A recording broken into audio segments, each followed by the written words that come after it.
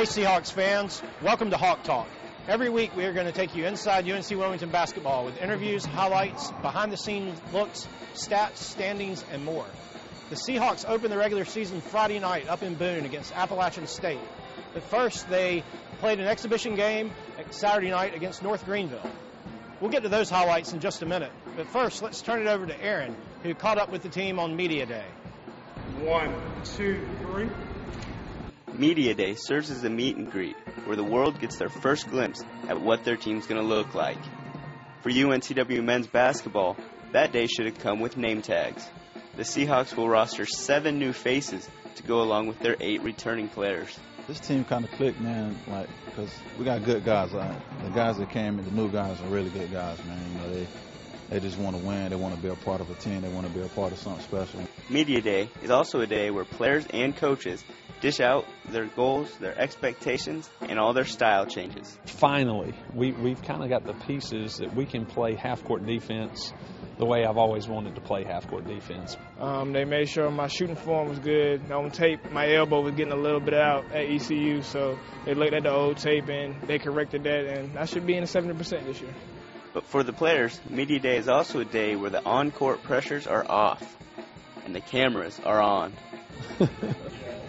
Man, I don't like the cameras. They call me too cool, man, I guess because of my personality. And we've got a lot of guys who are jokesters, you know. Yeah, I like to have fun, man.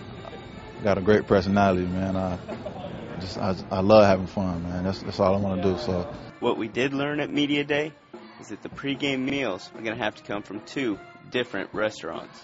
Pregame meal, I eat chicken parm. I love chicken parm for a game. I try to eat that all the time. Yeah, I try to eat pancakes before every game. Just regular pancakes with maple syrup. Thanks, Aaron. Well, the Seahawks open their regular season on Friday at Appalachian and then have their home opener Sunday against George Washington of the Atlantic 10. Let's take a look at some of the highlights from last Saturday's exhibition and see what you can expect from the Seahawks when the games count for real. Entering the season, the Seahawks have several questions, and the good thing about it is they will get answers to those questions in the first 10 days.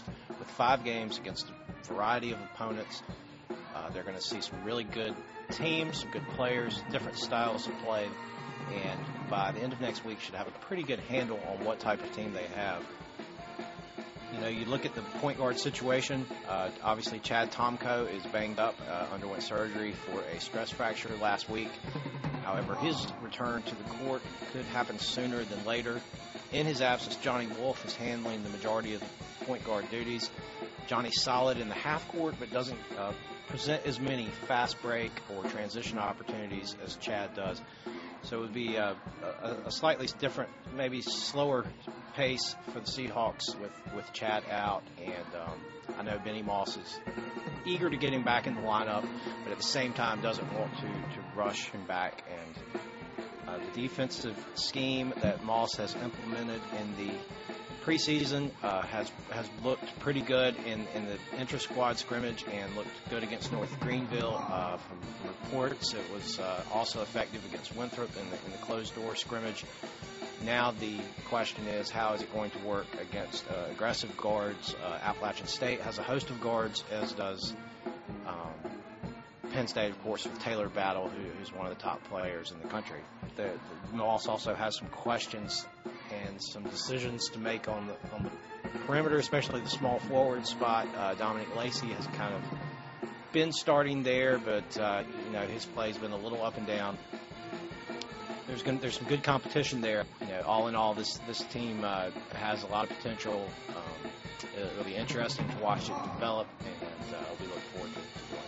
Seahawks get underway Friday night at the Home Center, lovely new arena on the campus of Appalachian State there in picturesque Boone, North Carolina. Of course, the city is all abuzz, if you will, with the return of Buzz Peterson, former coach who went on from App State to stints at Tulsa, Tennessee, Coastal Carolina, and was most recently a scout working for his old friend and roommate Michael Jordan. Peterson inherited a pretty talented team.